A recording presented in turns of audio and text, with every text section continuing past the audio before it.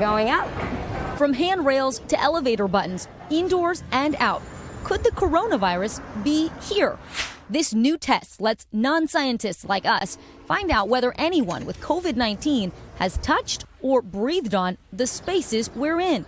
It's made by San Francisco-based company Vicky, which gave us swabs to collect samples. And we're trying it out for the first time. We have exclusive access to show you what the Vicky surface test is and how it works. You take a swab, dip it in the solution, and basically swab any surface that you want to test. We're doing this playground steering wheel. Just snap the top of the swab off in the sample tube, and you're done. I swabbed all over New York City, in busy public spaces like the subway, coffee shops, and the grocery store. All right, we're going to see what's on this cart handle.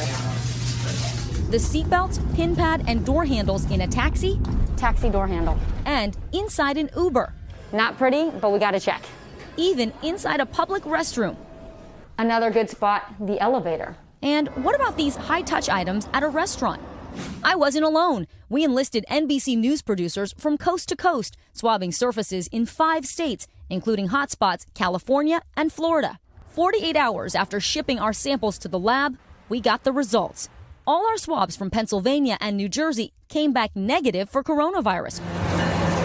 No traces of the virus on the train, at the drugstore, or on the mail we swabbed.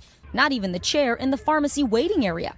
No positives in California either, where the producer swabbed a gas pump, bus seat handle, and this elevator button in an office building.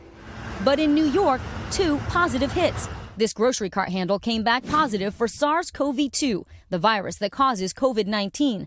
And this self-serve bread bin, also positive. But the worst was COVID-19 hotspot Florida. Nearly 20% of our samples from Miami positive. It's this inside elevator.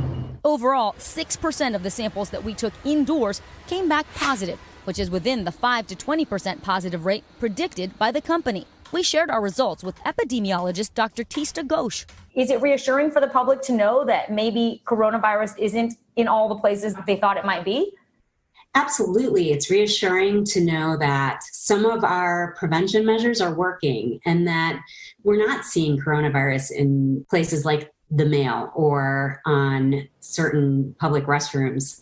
While I'm definitely surprised by that, I think that's good news. What are the limitations of a positive result? Well, the limitations are that you really don't know how much of the virus is there, and you don't know if it's dead or alive. So you don't know if it can actually infect somebody or not. Vicky co-founder and indoor microbiology expert Jessica Green says the tests are useful for businesses to monitor indoor exposure to COVID-19. The real power lies knowing whether or not you have infected people that are asymptomatic, that are shedding the virus in closed indoor spaces.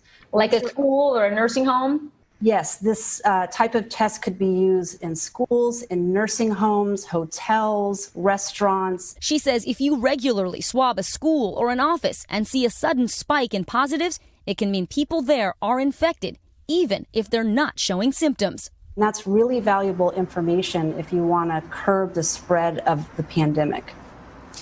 Remember, doctors say touching contaminated surfaces is not the main way COVID-19 spreads. You're much more likely to get sick from droplets that come from a sick person's breath, their cough, or their sneeze.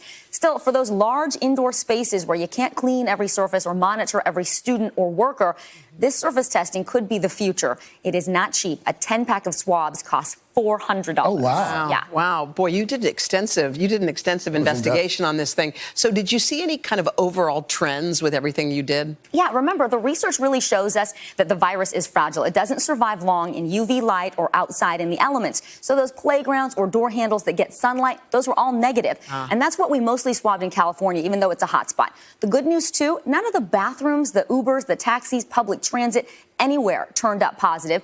We also, by the way, tested 3 phones and the outside of our masks at the end of the day, walking around in public, also negative. So that's reassuring for the public. Yeah. We have a lot more on today.com, including how to protect yourself, also finding the right mask, how do you go to your appointment safely. That's all at today.com. I think it's interesting that in Miami, you saw the highest numbers, and they have the highest numbers. Yeah, exactly. It's all relative. Yep. All right, Vicky, thank you. Thank you. Thank you for all that swabbing, Vicky.